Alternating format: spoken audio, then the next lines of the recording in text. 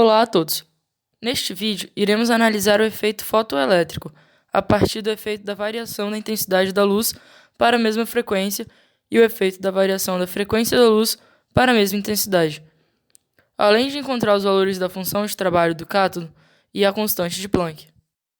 Para a realização do experimento, utilizamos um equipamento que tem como fonte de luz uma lâmpada de vapor de mercúrio, que emite em vários comprimentos de onda, e um fotodiodo. Além disso, utilizamos filtros específicos que podem selecionar individualmente as linhas monocromáticas de emissão do mercúrio, influenciando assim na frequência da luz e capas de diferentes diâmetros. E também uma fonte, integrada ao sistema de medida de baixa corrente, permite tanto aplicar voltagens de aceleração e de freamento, quanto medir a fotocorrente correspondente. Einstein propôs que a interação entre luz e metal se dá através de uma transferência de energia entre pares quantum de luz-elétron. A energia de um quantum, ou fóton, de frequência f é energia igual à constante de Planck vezes a frequência. Nesse cenário, a energia cinética de um elétron ejetado será igual à energia do quantum incidente menos a energia despendida para que a partícula se desligue do metal. Portanto, a energia cinética é igual à constante de Planck vezes a frequência menos a energia de ligação, sendo que essa energia de ligação é a energia do elétron. Se o elétron estiver na superfície do cátodo, a energia de ligação atingirá seu valor mínimo, o trabalho, uma função dependente da natureza do metal empregado. Para esses elétrons superficiais, que terão a maior energia cinética possível, vale energia cinética máxima é igual à constante de Planck vezes a frequência menos a função trabalho, sendo a ejeção provocada pela interação entre pares fóton-elétron. Quanto maior for a quantidade de fótons presente no feixe de luz, maior será a quantidade de elétrons ejetados. Isso explica por que a corrente aumenta com o aumento da intensidade da luz incidente. Porém, caso a energia HF dos fótons não seja suficiente para vencer a resistência expressa pela função trabalho, ou, ainda, aquela formada pela combinação entre a resistência inerente à natureza do metal e o potencial contrário imposto pela fonte, então não haverá ejeção, por mais fótons que incidam na superfície. Fótons sem energia suficiente não arrancarão elétrons, por maior que seja a intensidade da luz, pois o processo diz respeito a interações individuais. A tensão de freamento é aquela que não permite que elétrons sejam ejetados em circunstância alguma, ou seja, impedem a passagem da fotocorrente. Desta forma, temos E vezes a energia de freamento é igual a HF menos função trabalho. Portanto, o módulo da tensão de freamento é igual a HF sobre E menos função trabalho sobre E. Nota-se que H e E na fórmula são constantes. Com isso, a tensão de freamento depende somente da frequência e da função trabalho, no qual a tensão de freamento cresce com a frequência e a função trabalho é uma propriedade de cada material. Tendo em vista esses conceitos, começamos vendo o efeito da variação de intensidade da luz para a mesma frequência, utilizando o filtro de 436 nanômetros, fixo em 3 diferentes capas de abertura de 2, 4 e 8 mm, variando o valor da tensão entre menos 2 e 30 volts e medimos o valor da corrente, podendo assim traçar 3 curvas de I por V. Note-se, portanto, que uma mesma frequência a tensão de freamento tende ao mesmo valor, independente da intensidade.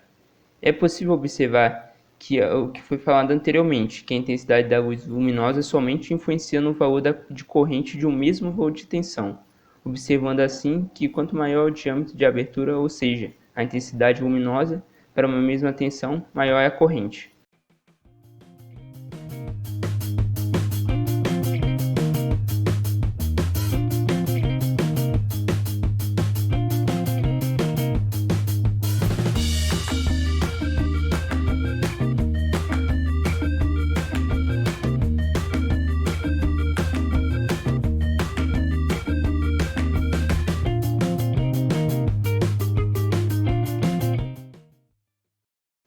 Podendo assim traçar 3 curvas de I por V.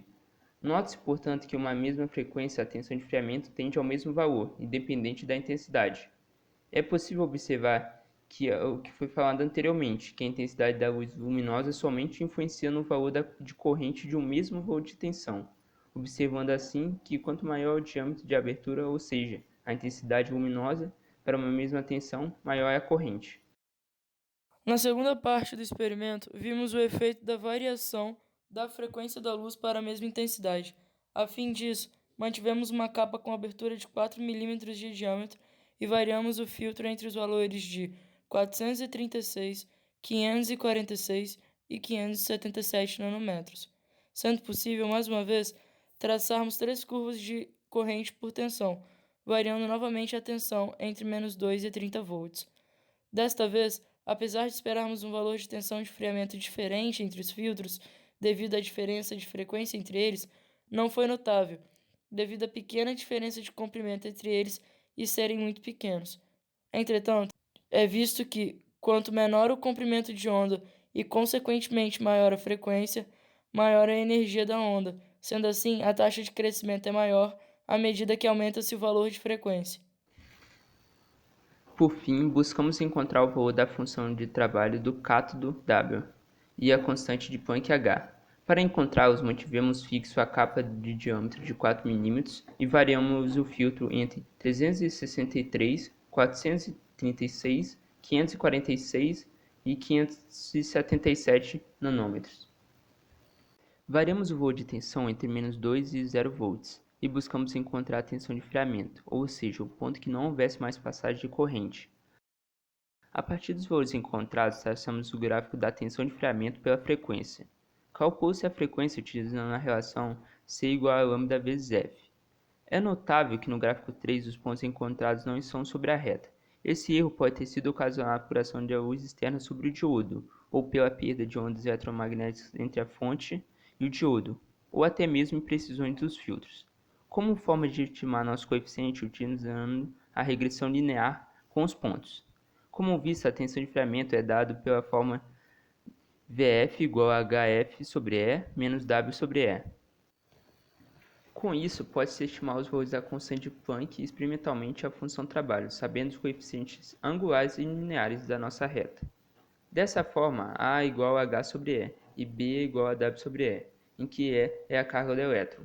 Encontramos assim os valores de H experimental igual a 6,5689 vezes 10 a menos 34 joules por segundo, que é satisfatório se compararmos ao valor sabido da constante de Planck, e W igual a 2,61154 vezes 10 a menos 19 em electrovolts. Percebe-se que o nosso valor de coeficiente angular deve ser igual independentemente do tipo de material utilizado, já que é dado por uma razão entre constantes universais, Planck e carga do elétron. Com isso, qualquer gráfico de V por F possuirá sempre a mesma inclinação. O único fator que irá influenciar em qualquer reta produzida por essa equação será onde a reta corta com o eixo y, que é dado pelo coeficiente linear, logo depende da função trabalho W, que é uma característica de cada material. Por hoje é só, pessoal. Muito obrigado. Espero que tenham entendido um pouco mais sobre o efeito fotoelétrico e a tensão de friamento. E que, além disso, também tenham gostado. Até a próxima.